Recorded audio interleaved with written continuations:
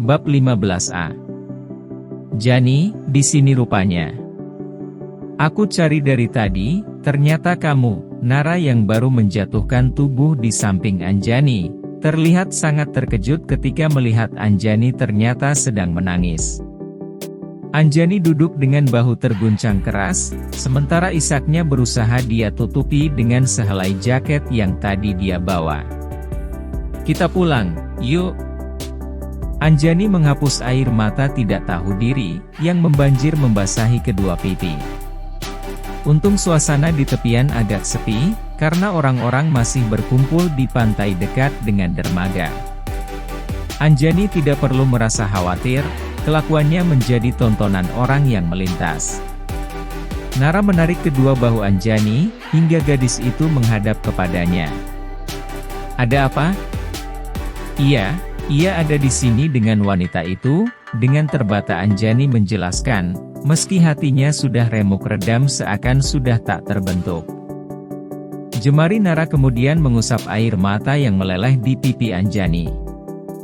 Sudahlah, katanya. Jangan menghamburkan air mata untuk pria brengsek itu. Kamu terlalu berharga, jadi jangan pernah menganggap ia terlalu istimewa. Bawa aku pergi dari sini, Nara.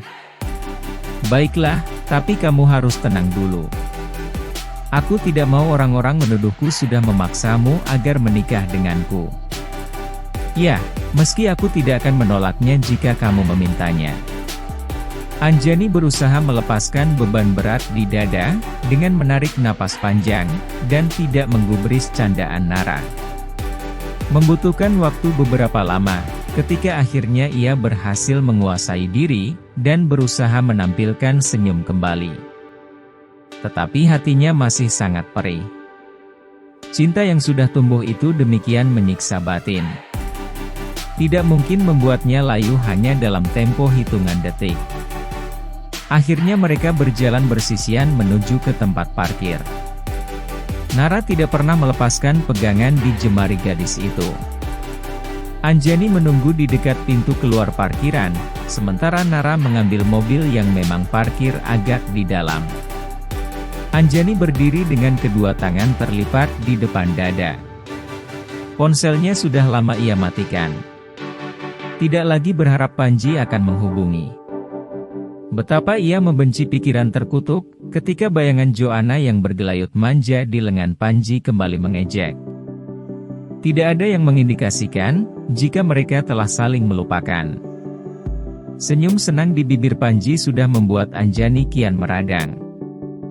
Ia benci mengakui jika sekarang hatinya tengah terbakar hebat.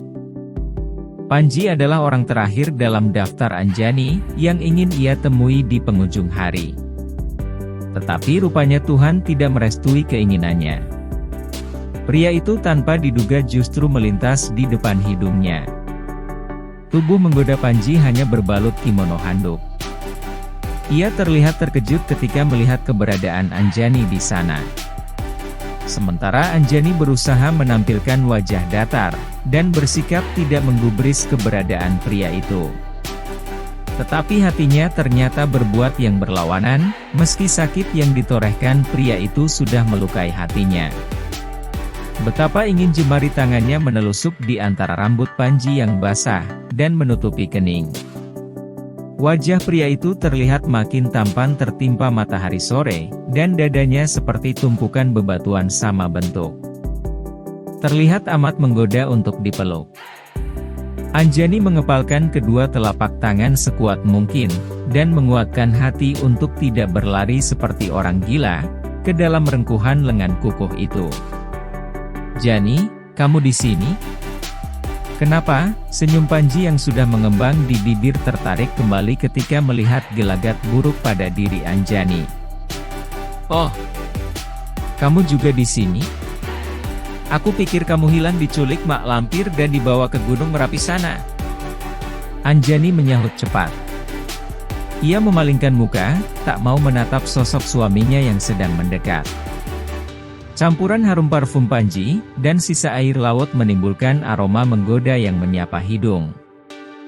Tetapi mana sudi Anjani mengakui jika dirinya teramat tergoda. Tubuh Panji yang menjulang segera mengintimidasi, hingga mau tidak mau Anjani harus bersitatap dengan si mata elang itu. Anjani berusaha melepaskan pergelangan tangan, yang sudah dipegang Panji dengan erat entah sejak kapan. Tetapi kekuatannya tidak sebanding dengan pria itu, yang kelihatannya juga tengah dilanda mood yang buruk. "Kamu datang dengan siapa?" "Itu bukan urusanmu," balas Anjani dengan garang. Ia tidak lagi merasa takut melihat bola mata Panji yang membara penuh tuduhan. Anjani meringis ketika cengkeraman Panji mengetat. "Apa kamu jalan berdua lagi dengan pria itu? Kalau memang begitu, kamu mau apa?" tantang Anjani dengan dada bergemuruh penuh kemarahan. "Aku berhak pergi kemanapun dan dengan siapapun. Karena kamu sendiri melakukannya. Kamu melihatnya. Aku tidak sengaja bertemu dengan Joanna di sini tadi. Kalau begitu itu kebalikan dariku. Aku sengaja pergi keluar berdua dengan Nara, hanya untuk melihat dua kekasih saling menempel ketat seperti lintah dengan tidak tahu malu. Itu tidak seperti yang kamu kira." Panji terlihat tersinggung dengan ucapan Anjani, tetapi ia berusaha untuk tidak terpancing dengan emosi. "Bahkan seluruh dunia juga tahu, aku tidak buta. Bodohnya aku karena terlalu percaya pada Mas. Sarian tidak menghubungiku hingga aku nyaris gila. Mas pikir aku tidak cemas, memikirkan sesuatu hal buruk yang mungkin terjadi? Mas pikir aku tidak cemas memikirkanmu? Ponselku ketinggalan di mobil. Alasan klise.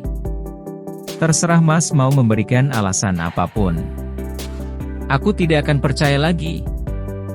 Fakta di depan mataku sudah menjelaskan segalanya. Jadi tidak perlu mengelak lagi.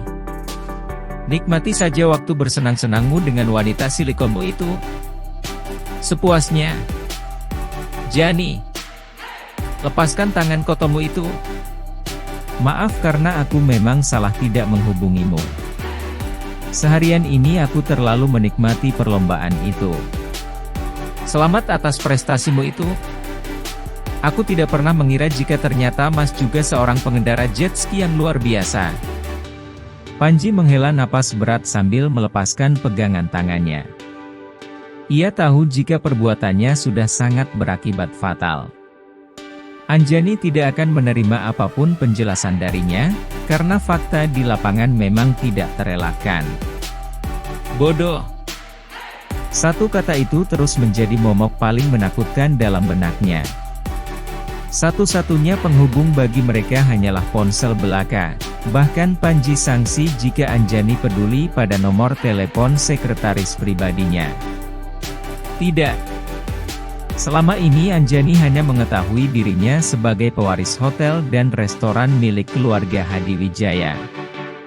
Anjani tidak pernah mencari informasi mengenai usaha yang ia bangun sendiri, hingga mampu bersanding dengan usaha milik keluarga.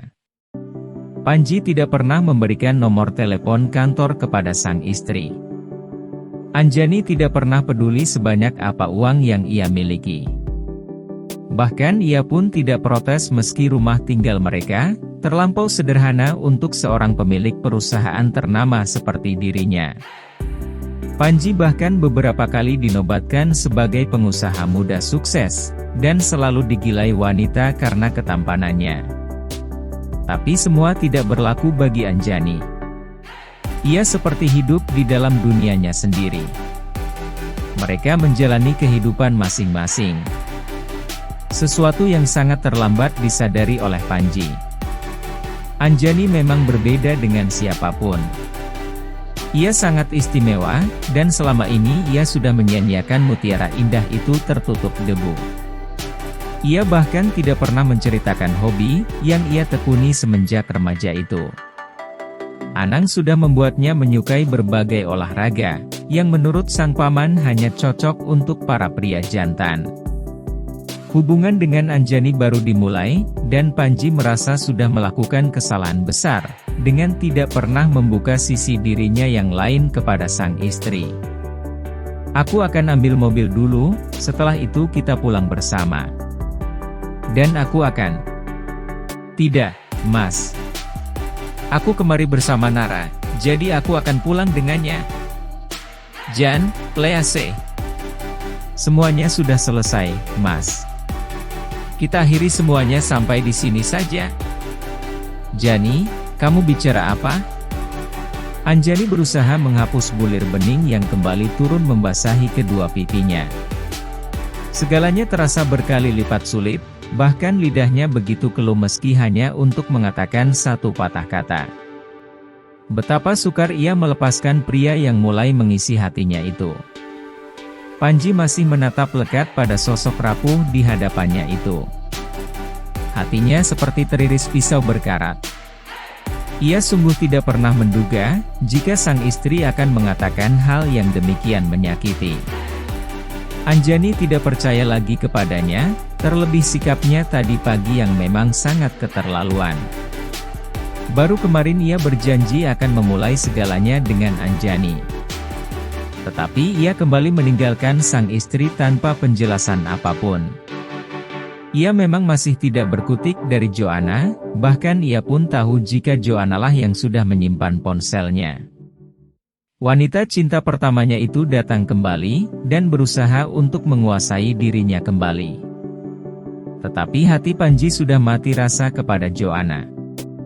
Segalanya sudah berbeda, dan Anjani ternyata telah menjadi penghuni hatinya yang baru. Tetapi segalanya tidak akan mudah dijelaskan, terlebih Joanna memang menempel ketat kepadanya. Selama ini ia sudah membiarkan hal itu berlarut. Panji memang selalu melupakan segala-galanya, jika sudah berkumpul dengan komunitas. Ia memang lupa menghubungi kembali, dan Joanna selalu memiliki beribu alasan agar ia melupakan ponselnya. Anjani menggigit bibir bawah dengan keras, hingga ia merasakan asin di rongga mulutnya.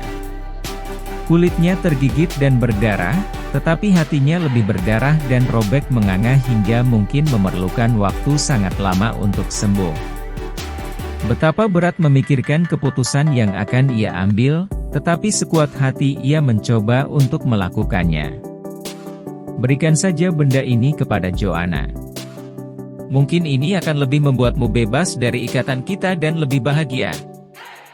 Anjani meloloskan cincin emas polos bukti ikatan dengan Panji dari jari manis. Kembali meraih tangan pria itu, kemudian meletakkan benda kecil itu di telapak tangan Panji dengan jemari gemetar. Panji terlihat syok dan belum sepenuhnya menyadari apa yang sudah dilakukan Anjani kepadanya. Sebelum Panji menemukan kewarasannya, Anjani sudah berlari menjauh, hingga tidak terjangkau lagi olehnya. Sebuah sedan hitam sudah membawa gadisnya pergi, meninggalkan perih bukan hanya di dalam hatinya tetapi juga di hati Anjani.